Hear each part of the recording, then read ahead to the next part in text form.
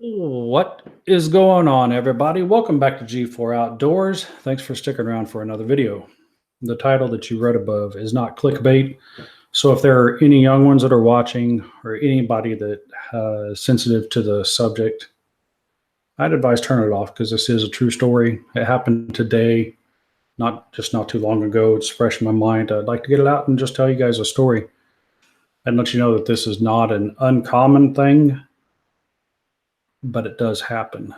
I'm all about that. I'm all about being ethical when it comes to killing animals and whatnot. Seeing animals suffer is something that nobody really wants to see. At least I don't anyway. I hate seeing animals suffer. I don't think a lot of people know. Maybe you do. I do work for the railroad. I am a conductor. So when it comes to seeing animals dead in the ditch, it is not an uncommon thing for us to see. We literally hit deers a day, and that's just one train. Excuse me. So, when you hit an animal with a train, all you do is you hear a thud. And sometimes you'll hear, sometimes you'll hear gravel flying around from them being tossed off into the ditch or whatnot. It's a horrible feeling. It's a horrible sound. It's something that you really don't forget. You get over it quickly, but you don't forget it. The worst for me is hitting dogs. I'm a huge dog person. So whenever I hit a dog, that will stay with me for days. The sound and the feeling of it. And just knowing that I have two dogs of my own that are my kids. We don't have any kids, so dogs are our kids. And when we hit one, all I can think about is my kid being out there on the track. And yes, I do equivalent my dogs to kids. Any dog person, I think, would agree with that if you don't have kids.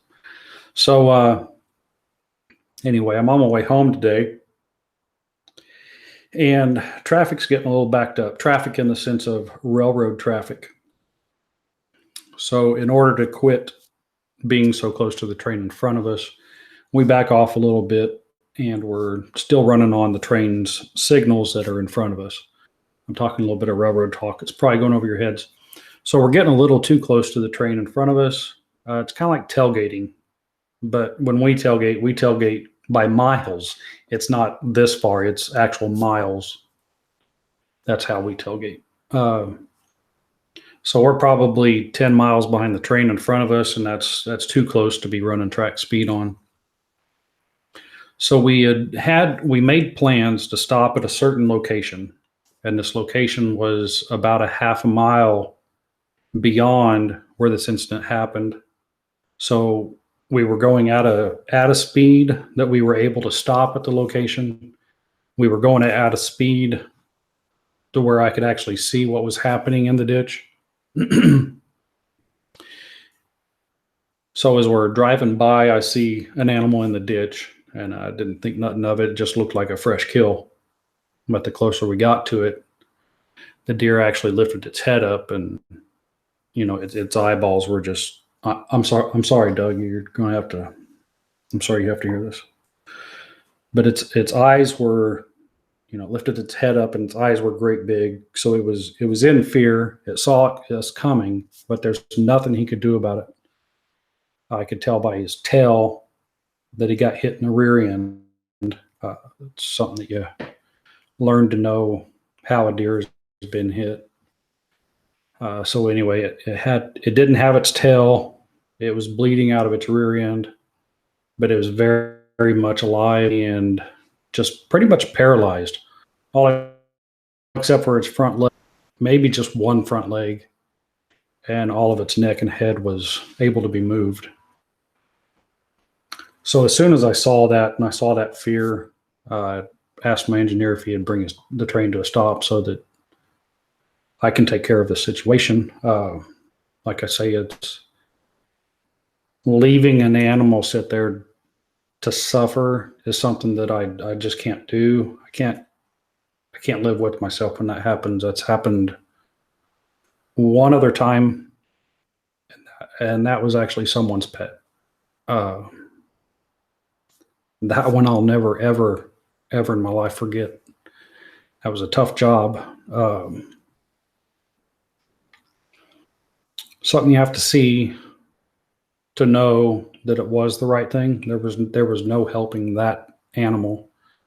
There was no helping this deer, and let alone conservation, the animal control.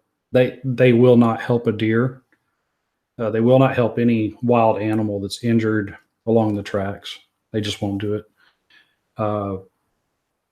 First of all, it's out of their scope of what they do. And another thing, it's kind of part of nature, not being hit by a train, but just deer dying off, deer, raccoons, possums. At any rate, we got our train stopped, and it was about a quarter of a mile after the deer. And I went back there, and the deer was still laying in the ditch. As I got closer to him, I was kicking rocks around to see if he would get up and get violent with me. I didn't think that he would, just because he didn't get up when the train went by. Trains rolling by usually will make anything move. So as I get closer, I'm thinking that he's dead, and I know it's a male because he just freshly lost his horns, so he had two little red spots on top of his head. For you that don't know, deer grow their antlers every year, and they shut them off just about right now. Right now is a really good time to go out shed hunting. So anyway, as I get closer and closer, I actually get up to his front feet before I kick him in the chest. It wasn't a mean kick. It was a "Are you alive?" kind of kick. And then he kind of came to a little bit. Just one leg moved, and he lifted his head up. His tongue was pretty white. So any of you know anything about vitals, if you look at your dog, your cat, or something like that, you look at their gums. All of their gums and their tongue should be red or pink. When they turn white, it means that an animal is just about ready to, he's on his last legs. And I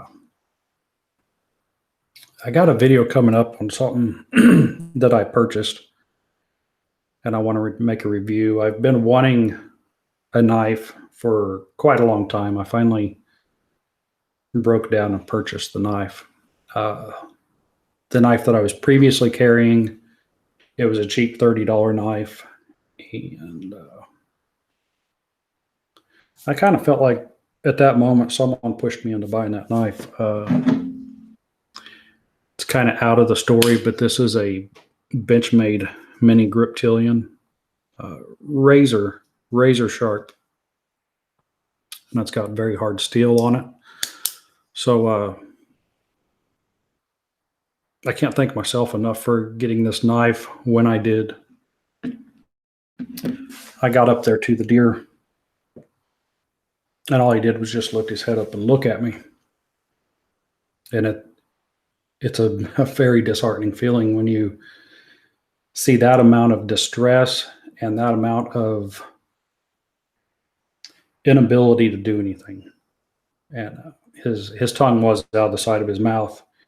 He couldn't really move his mouth any, so there was a lot of paralyzation going on there. I saw that his tongue was pretty white and pale, but he still had all mental function, but he just couldn't do anything. At that time, I put my hand around his snout. Deer don't bite, they kick. But I wanted to make sure that he held still. And if you don't want to hear the rest of it, right here is where I'd suggest clicking off, because it gets pretty real.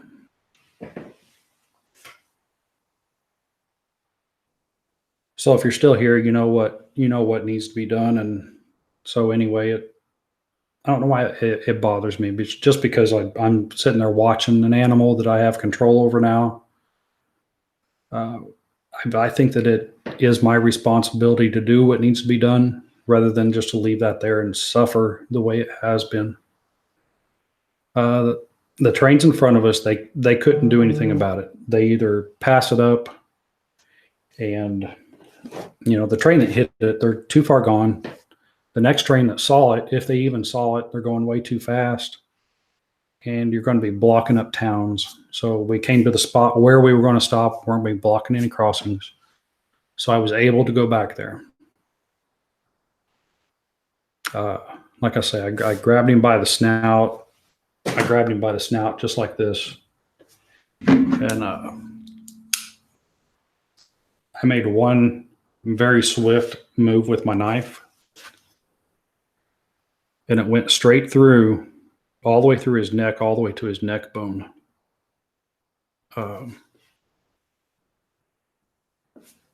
That's why I'm so grateful that I got this mother knife. I would have sawn on his neck, and that would have hurt me. I probably wouldn't have been able to make a video like this without any tears or anything like that. Anyway, I did get his the main artery that runs through his neck, and he bled out. His blood pressure wasn't very high. Not much blood came out, but you could tell that it was still pumping. His heart was still working like it should. There just wasn't a lot of pressure. So it wouldn't have been, he still would have sat there for hours, but not like. So anyway, the blood's coming out. I'm watching his pupils dilate and then open back up, getting little and open back up. And it was about 4 seconds later, when you hear someone's last breath, if you've ever heard someone's last breath, there is such a thing as the death breath. Watching people pass away, that is a noise. It's either a blessing or a haunting. Most of mine have been blessings. Watching family members pass away, even as sad as it is, it's a blessing to watch someone move on. It's a blessing to be humane and let an animal go quickly and swiftly. But he did. He made his death breath, and he moved on pretty quick. I sat there with him the whole time just to make sure that everything was done. He did a couple of twitches here and there, but he was gone. Railroading is not always fun. I do not mind hitting possums. I do not mind hitting raccoons. Possums will literally walk on the rail straight to the train, and you just hit them and they're done. And then their family members come and eat them, and we run them over also. So usually we kill a whole family of possums in one night just because they eat each other. They're disgusting animals. Funny, but disgusting. Raccoons are very smart animals. They get off the tracks. We very rarely hit a raccoon. They know a train's coming. They know where off the tracks are. For some reason, rabbits and deer have to cross the tracks. I have no idea why, but when a train comes, a deer has to cross the tracks. They don't run away. They run over the tracks. So that's why we hit a whole bunch of deer. And as bright as our headlights are, a lot of times they don't know what's coming at them. It's just something loud. They don't know where they're at. They don't know they're on the train tracks. No, they don't. And yeah, we clobber a lot of deer. A lot of times, if you hit them solid enough, that they're pretty much done immediately. But there are the times where you hit them with the cattle guard, that you've just spun them off and injured them. Most of the times, they're far away from the tracks in tall grass. Nobody ever knows they're out there. They lay out there and suffer all the time. And I believe it is our duty. I believe it is your duty. If you ever see a suffering animal that is blatantly suffering, to either take that animal out of that condition or dispatch that animal at your discretion. I hope you know the difference. And anyway, that is my story for the day. I'm sorry it had to be a gruesome one. I hope everybody enjoyed the story. I can tell a lot of stories like this if anybody's interested in them. Like I say, railroading is not fun all the time. For me, it's not even fun half the time. It's just a job. I can tell you another quick story. We were told that cattle were on the tracks. That's something that I never understood the reasoning behind, but if cattle are on the tracks and someone calls it in, we have an emergency response team that actually knows everybody's numbers that are along the right of way of the railroad tracks. The railroad is responsible for fencing along the railroad tracks. So sometimes when those aren't attended to like they should be, cattle will get out and they'll get on the rails, and hitting cattle is it's a bad deal, but it's amazing how much a cow weighs, and you actually feel that hitting it with a 40-ton train, let alone with all the weight behind you. That's an amazing thing to hit a cow. But when they get rolled up underneath your train, it's a very disgusting feeling, sound, and not only feeling in your body, it's just a disgusting feeling that this thing's getting ground up underneath the train. And sometimes you do have to walk back and you have to clean those off of the brakes. You have to clean them off of the air hoses, and that's stuff that we are required to do. Luckily, I've never had to clean one off of a train, but I have had to stop my train before. There was a whole herd of cattle out on the railroad tracks, and we were forewarned that they were there, so we were able to get stopped. I simply got off the train. Cows are pretty stupid animals. What had happened is the farmer's gate, it just wasn't maintained properly, so it opened up. The cattle leaned up against it, and that's what cows do. They lean on fences. If it's not barbed wire, they're going to lean on it, and they're going to tip your fence over. So the gate was a cattle gate, and all they'd done is knocked it over. So there was about 20 cows out there in the middle of the rail. We stopped our train, and they just sit there and stare at us like we're the problem. And that was an easy one to take care of. All I really did, I just walked up to the deer and threw my hands out. They saw someone as a threat coming to them. They knew where they belonged, and every one of them ran right back into their field. I shut the gate. I cut a piece of barbed wire off the fence and tied the gate back up, called the railroad and told them that they need to come out and maintain the fence that had just fallen over. So anyway, yes, I do have more stories. If anybody like to hear more stories or anything railroad related, let me know in the comments. Anyways, that has been my day.